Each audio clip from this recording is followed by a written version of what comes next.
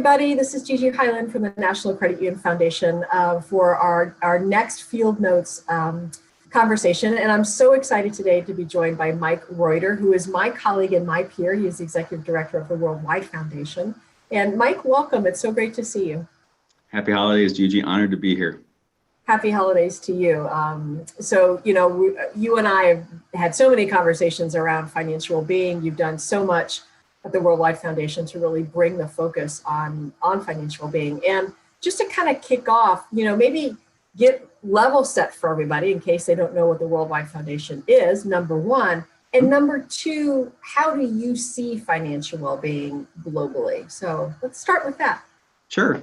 So the Worldwide Foundation has been the World Council's kind of charitable and engagement arm since 1975. And we're really, our whole purpose is to support the World Council's role in growing and expanding credit unions worldwide. And that means a whole variety of different things. The one aspect that I get the most excited about is providing engagement opportunities for credit unions, system partners, and individuals, not just in the US, but worldwide, to connect with one another, to create solutions to help overcome current credit union challenges. And obviously with COVID and all the other challenges that we face as credit unions globally, there's quite a few out there. So the World Council and the Worldwide Foundation are kind of that bridge. I like to use the bridge analogy in terms of connecting people together, connecting institutions together.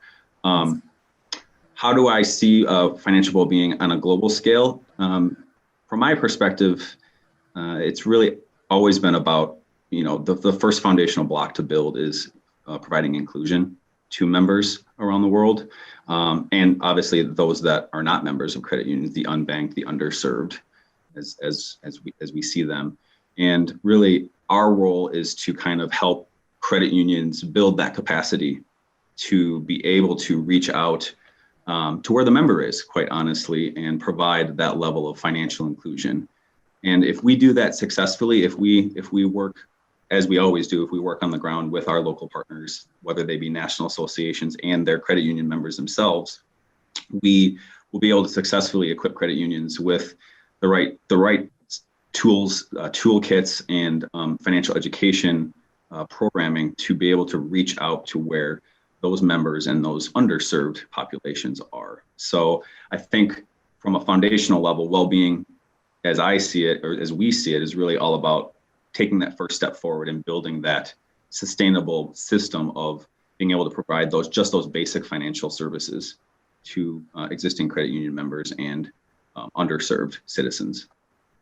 I love what you said, and we say it at the domestic level, but it's this idea of meeting people where they are in life. Right. As you've done different projects, as you've taken different folks on kind of tours of learning, if you will, I'm going to call it that. It's probably not the term that you all use, but what can you give some examples of that? Like what does that look like internationally? And I'm kind of asking that deliberately because people are people, but how do you see that, and maybe some examples of what you've seen in the field on how the Worldwide Foundation works to bring that idea of meeting people where they are in life to bear to help credit unions internationally. Yeah. Right. So it's a big part of our learning and our educational opportunities, engagement opportunities, is all about changing perspectives, giving credit union people that differing perspective to leverage empathy, as we always talk about, to put themselves. We try to challenge them to put themselves in other members' shoes, other peers' shoes, whether it be in Latin America, Africa, Eastern Europe, Asia. And each of those regions has different challenges, different perspectives, different levels of different ways of seeing how credit unions can be leveraged to improve the lives of the citizenry and the members that they serve. At a tangible level, for example, in Latin America, in one of the projects that we had in Colombia, one of the field engagement trips that we put on was we integrated and partnered with an Indiana credit union to ultimately have them bring a component of their digital member experience staff with our project team staff in Colombia to co-develop greater digitization tools for the credit unions, so that they could build their own digital capacity, both on the back end, so create a greater digital capacity to operate the credit union more efficiently from a digital perspective, but then on the front end, truly delivering a augmented, more digitally heavy member experience. And so what you saw then is the result of that partnership truly was the member was being provided more clear, safe access to their credit union services where they were at home by using a mobile device or using a computer. And then subsequently, the credit union itself was building a greater level of strategic sustainability by digitizing itself more quickly.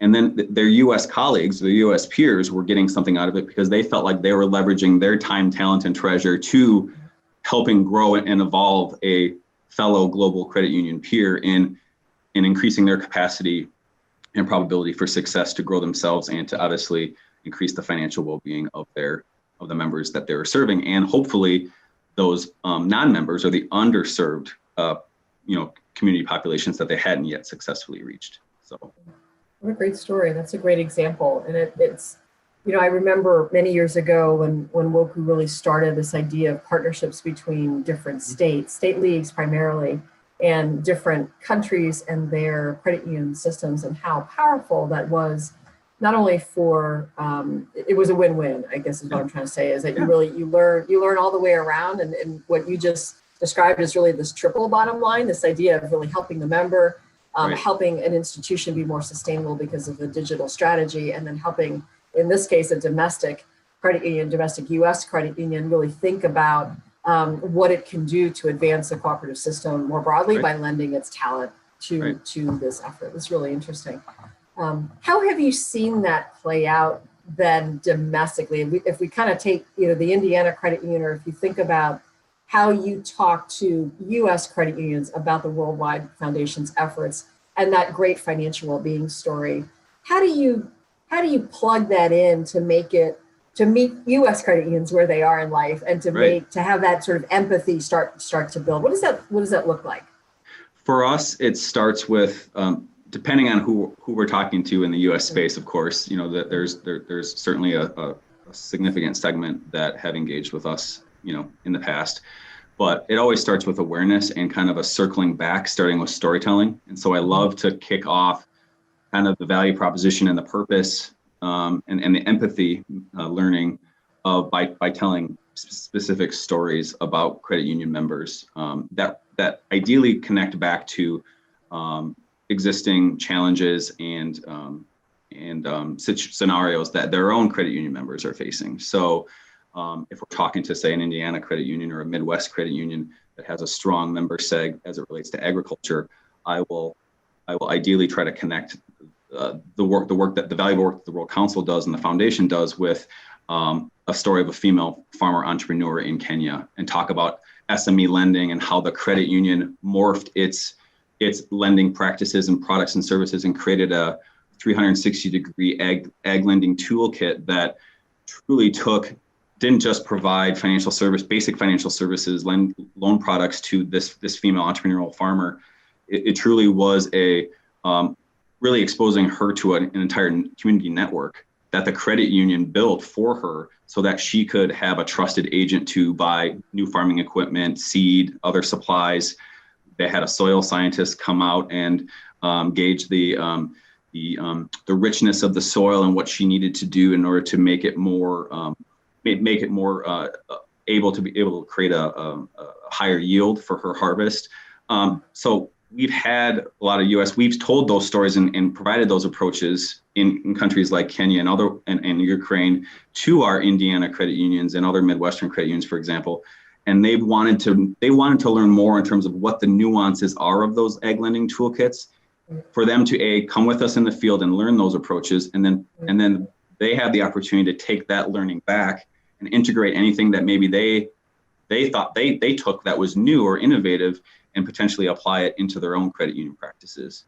I know we've heard of scenarios where credit union leaders have gone on a field engagement trip with us and come back, and they've altered and augmented their communication and member marketing strategies and messaging to better connect with specific diaspora populations from from Africa, from Asia, from Latin America, and that has increased engagement and membership growth, for those credit unions in connection with those diaspora populations in their communities. I know we've seen that in the Northeast specifically, but also in other parts of the U.S. credit union community.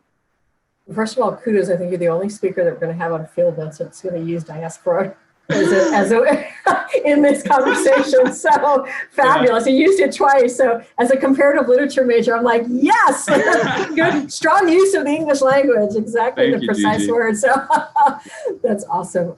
What I love about what you're saying, Mike, is that, and I'm just going to be really blunt, it feels like oftentimes in the U.S., because we're the U.S., oftentimes we think that what we're doing is the best, and we're bringing things to other populations. And, to a person, everyone I've heard that has gone on a WOCU field engagement or on any, again, learning journey with WOCU, or a partnership with a particular, sister credit union system, has always come back and said, I learned so much more than I felt like I gave. Right. That, understanding that the cooperative model is vibrant and is really, in some cases, much more advanced than where it is in the United States. And I think what you just gave as an example is really telling in the context of financial well-being, because if you think about your woman Kenyan farmer, and you think about a small business owner, let's say a nail salon owner here in the United States, how do you do everything you can in addition to perhaps small business lending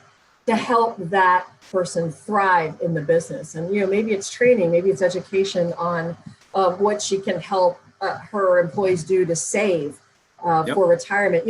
All of the tools that credit unions bring as financial experts to the table to be much more holistic as you serve the member. And what you're talking about is bringing those international examples to a domestic audience to help them see the possibilities, I think is what. So is that a fair kind of assessment of what you're saying? Yeah, it truly is. Getting back to the analogy of a bridge, building a global bridge. The bridge isn't just a one-way thoroughfare. It is definitely there's a two-lane highway there where international peers are broadening the perspective of their U.S. colleagues, and U.S. colleagues are also very gracious and, again, giving of their time, talent, and treasure to lend their expertise, lend resources to either a global credit union system or a specific international credit union to help them expand and either overcome a particular challenge or to evolve their digital delivery financial service products, to augment their financial education curriculum. So that's the other point that I wanted to make is the providing the access is the first building block, right? Almost the comparative and simultaneous building block is providing that financial education curriculum, programming, outreach, whatever that looks like for a particular credit union system or even specific credit union, to complement the access and the inclusion that the credit union is providing. And as you know, depending on which region we look at, which credit union system we talk about, in some countries around the world, there isn't a credit union system at all. In other countries like the US, Canada, Australia, Brazil, highly advanced credit union systems. So the challenges are different. We're all at the different evolutionary point in the credit union spectrum.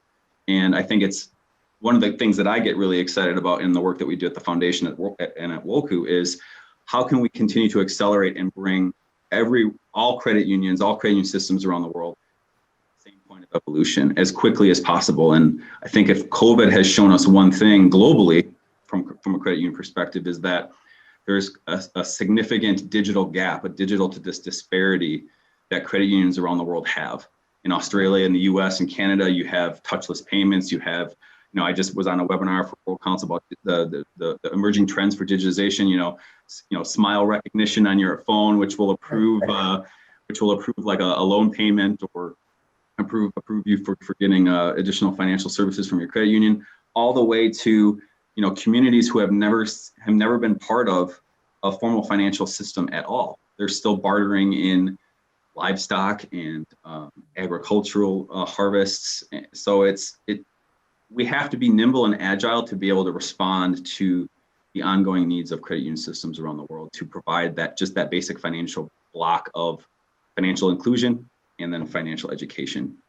Yeah, I think what's so interesting is that for Woku and the Worldwide Foundation, the term financial education really means, in a way, something very different than how domestic credit unions think about financial education. Because I think for U.S. credit unions, I don't think I'm inaccurate in this, but for, mostly it's, how do you help people budget? How do you help people understand compound interest? How do you help people understand, how to maybe apply for student loans and kind of manage or retire? It's this idea of sort of what I'm going to call traditional financial education, Right. but really Yeah. what you were talking about is this much broader universe of that being probably a part of it, but a Mhm. much broader universe of almost a complete sort of cultural introduction to how a financial system works, as you just Right. said, the going from bartering to using your cell phone for mobile payments for everything. Thinking Yeah. of the Kenya example that I'm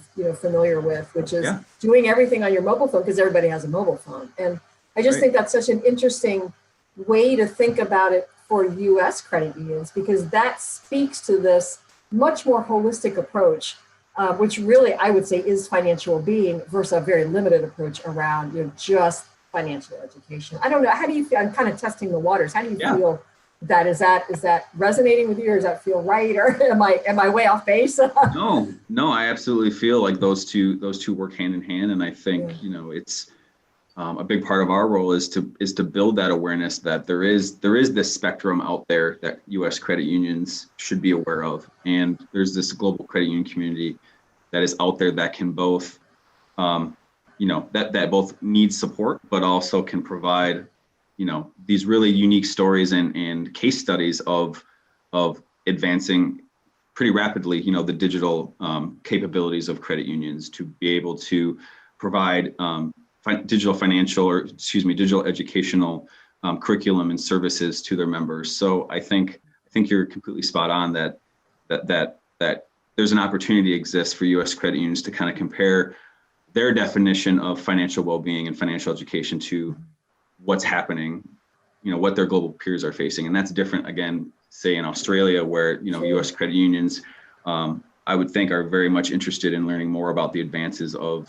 touchless payments and Right, how to use advancing technology like VR and right. facial recognition, versus in other parts of the world. It's truly, again, lending time, talent, and treasure to helping a credit union system truly go from all paper to Right. all digital, so Yeah. goes back to my point about agility, trying to be as agile as we can be with ourselves at World Council and the foundation, but also with our field partners, to respond to what those unique challenges are for a Yeah. particular credit union or a credit union system. Really, really interesting. So what, kind of my last question is, what advice, obviously you said, I don't mean this to sound, um, what's the right word, too simplistic, but you really do see the world. You see the cooperative world in the work that you do. What advice would you give to domestic credit unions on what they can learn from those international examples, specifically around financial well-being? You were getting to that. I think I just want to give Yeah, you a sort of an opportunity to maybe wrap that with a bow, and how, sure. as you talk to domestic credit unions, what does that look like, and either what's the pitch, or how do you talk? Sure. Yeah, so it's kind of two pronged. The first one is a little bit what I alluded to earlier is meet your member where they are. I think I see if as we're talking about the differences between the U.S. credit union system with that approach and the international credit union system, I see the U.S. credit unions really significantly. To use an example, they do a great job of trying to reach out to youth in their communities by connecting with high schools, colleges, universities, having financial educational fairs and those kinds of things. On an international perspective, international credit unions are doing something similar, but again, they're reaching out they're bringing field officers to villages and communities in rural areas specifically, and introducing them to what savings is all about, what credit is all about, what a credit union is, and as part of that, educating them on the cooperative principles. And I would suspect that U.S. credit unions are doing a similar type of curriculum with these financial fairs, with respect to high school and college aged potential members. So Right. there's a lot. Again, there's the application or the way that they do that might be a little bit different, but I think the core core component is really the same. So, really be thinking about how you can continue to be creative about meeting your member where they are, especially in the midst of COVID. Right. Digitization is here to stay. We need to continue to accelerate digitization, and I think that goes for any credit union system, no matter where they sit on the evolutionary spectrum. And then I would say, the secondary piece is engage globally, but do that in a way that works for you. I think it's easy for us here at the World Council to say, hey, everyone, come to the field with us. The reality is of course, with COVID and with resource restrictions, that's just not possible for so many credit union peers and credit union institutions. So we're really all about bringing the global movement to them from a virtual perspective. When we get past COVID and we're able to see each other face to face again, how can we creatively bring the global movement to them? And as a CUDE alum, May 2018, best class ever. Just want to put a plug in for that. Awesome. I'd be disappointed if you didn't. I've been extremely inspired as a CUDE, with the curriculum of that particular program and how Chad and his team really bring the issues and the challenges that members face and the empathy. And they bring those challenges, those case studies, those issues to a CUDE attendee in a short span of time. And so really taking a lot of inspiration from that model to kind of craft our own, how do we bring the global movement to a credit union or to a group of small credit unions who, again, it would be in their benefit to band together to allow us to bring the global movement to them and to answer specific questions and to create that initial awareness of what the global movement is and how can it change their perspectives, how can it open their horizons, and also, provide a value add benefit to developing staff. I think that's the other reason why credit unions like to engage with us, is they see it as a thread, an international thread in their staff development programs. So. Yeah. No, thank you for both those answers, but also for the shout out to DE. I mean, again, normally when we're in person, as you know, we try to have 1, 2, 3 international participants in each of the 4 classes that we do in person, and that changes the whole dynamic, because a lot of the credit union folks that have never been to this type of training, but also have never been exposed to the international cooperative movement, and it's really eye opening. They're like, there are credit unions in Kenya. It's like, and it's a really vibrant system. It's that type of conversation, which is really so wonderful. And again, this virtuous circle of learning. So thanks for that shout out. We too look forward to the time that we can be back in person and have international participants at DE. But Mike, thank you for sharing all of this. I think it helps people understand the Worldwide Foundation, but also really helps, I think, connect in their minds that this concept of financial well-being is worldwide, and while it's effectuated differently, there's some themes here around empathy and meeting people where they are in life and being open to really, I think, learning from other systems that can really advance cooperatives in general. So the work you're doing is really fantastic, and through your leadership, the Worldwide Foundation has really been making an impact, not only on financial well-being, but also on disaster relief, which you and I work on together, you on the international side, us on the domestic side. And, thank you for all of that collaboration. And we look forward to the time when we can maybe go on a field trip with Woku and learn more and bring it back domestically. So absolutely, Gigi. Well, I'm just honored. I mean, I'm honored to be invited to share the perspective of how the World Council and the Foundation can kind of provide that global bridge. And of course, continually grateful to you and the NCUF team for the partnership and being able to kind of compare and contrast the domestic to the international and just continue to broaden people's horizons of how those two worlds collide and in the fact that there's shared challenges that we can work together to overcome using the power of credit unions. So. Yeah, good stuff. Well, thank you, Mike. I certainly appreciate your time, and obviously wish you and your family happy holidays. Happy holidays to you, Gigi. It's always a pleasure.